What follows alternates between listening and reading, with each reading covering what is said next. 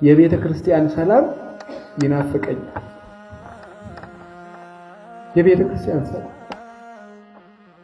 የክርስቶስ ደም ብቻ የሚሰበክበት ገንዘብ ጓዙን ጠቅልሎ ወጥቶ ሰው ከክርስቶስ ጋር የሚኖርበት ቀን ይናፍቀኛል። ይሄ እኛ ያለው በእኛ እጅ ነው። ቤተ ክርስቲያን መከራ ውስጥ ናት። በገንዘብ ሰው ይታረዳል። በገንዘብ ካህን ይሸጣል። እንዴት ነው የምናደርገው? በክርስቶስ ቤት ውስጥ እሱ ደሙን ያፈሰሰለት ሰው ይታረዳል፣ ይገደላል። እየተሰደድን ነው። እኛ እኮ ከቤተ ክርስቲያን ውስጥ የቆምን ይመስለናል እንጂ ስደተኞች ነን። እና አባቶችን ልናስብ ይገባል። ሁሉ እንደሆነ ያልፋል። የበላም እንዳልበላ ይሆናል። የለበሰም እንዳልለበሰ ይሆናል። ነገ ክርስቶስ ሁሉንም እንደ ስጦ ያሰጠዋል። ቤተ ክርስቲያን ውስጥ ሰላም ያስፈልጋል። እኔም ብለው ይሄን ነው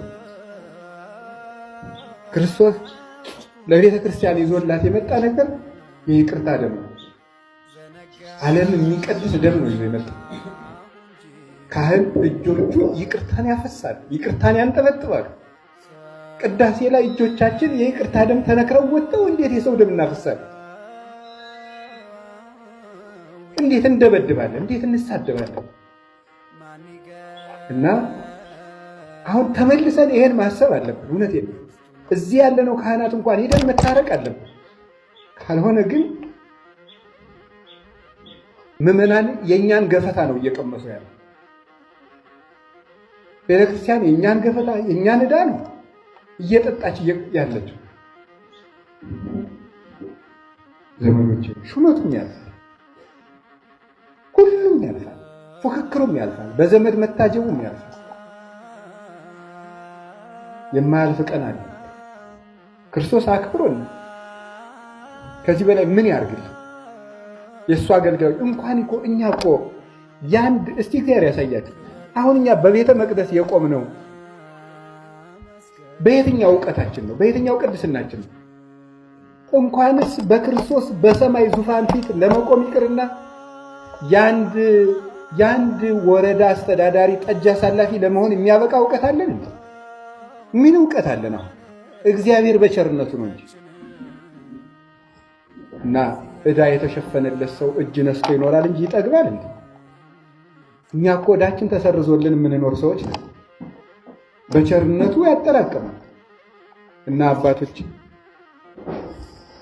እኔ የምነግራችሁ ምንድነው፣ ሌላው ይቅርብን። የአባቶቻችን ነገር እንኳን እግዚአብሔር ያሳድገን። ግን ቢያንስ ግን እንታረቅ። ቢያንስ በይቅርታ እንኖር። ቢያንስ ዘረኝነቱን እንተው።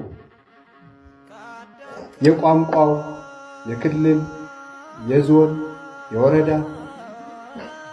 የቀበሌ፣ የመንደር ዘረኝነት ጀምረናል። የመንደር ዘረኝነት፣ የጎጥ አሁን እንዲህ ብለን ነው እንግዲህ ታዲያ መንግስተ ሰማያት ወንጌል እንዴት ነው እንዴት ወንጌለኛ ወንጌላዊ ሆነናል ሆነናል። እና ቢያንስ ዘረኝነት ይልቀቀ፣ መንደረኛነት ይልቀቀ። መንደረኛ እንደረጀት ይቆጥራል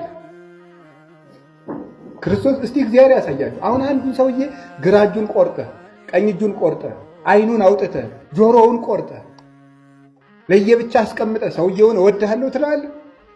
የክርስቶስን ቤተክርስቲያን እየከፋፈሉ ክርስቶስን እወድሃለሁ ማለት አይቻልም።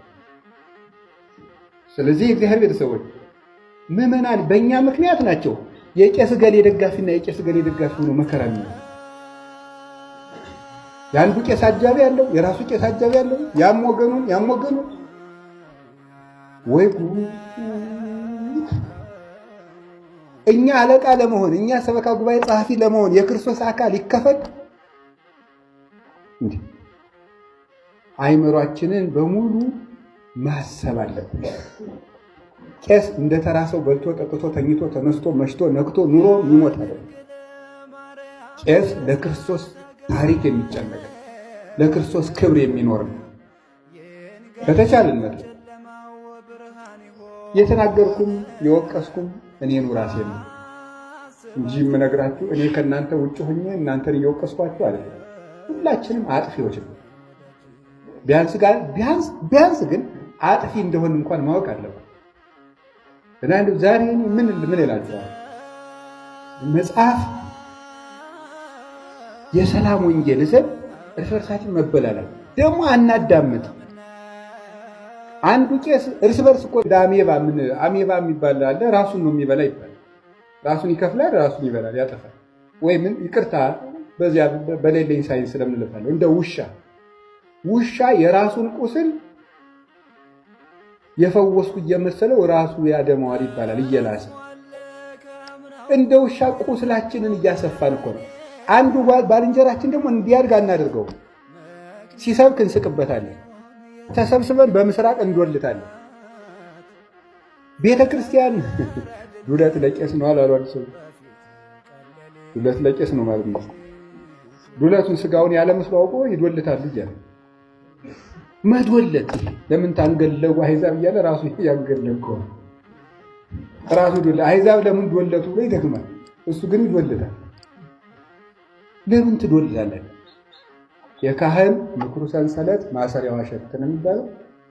አድማውን ያድምና ደግሞ መሀል ላይ ስገሌን እንዲያረግ ሲባል ኦራኒ አይደለም ብሎ መሀል ደግሞ ሸርተት ይላል። አብሮ ያድማል፣ መልሶ ራሱ ነገር ይሰራል። ይሄንን አድማ ጥርግ አድርገን መተው አለብን። ግድ የላችሁም እንዲያው በእውነት ኧረ እኔ እንደዚህ ተወቀስን ምናምን እንደዚህ እንዳትሉ። ግድ የላችሁም። ኧረ እኔ ከፈለጋችሁ የእኔን ኃጢአት እዚህ አምጥቼ አነብላችኋለሁ። ቅዱስ ጳውሎስ እኔ ዘአነ ቀዳሚሆሙ ለኃጥአን ካለ የኃጥአን መጀመሪያ ከመሆን ከኔ ጀምሮ ብሎ ከተናገረ እኛ ብንወቀስ ምንድን ነው? እኛ ነውር ሰው የማይሰማው ለምንድን ነው?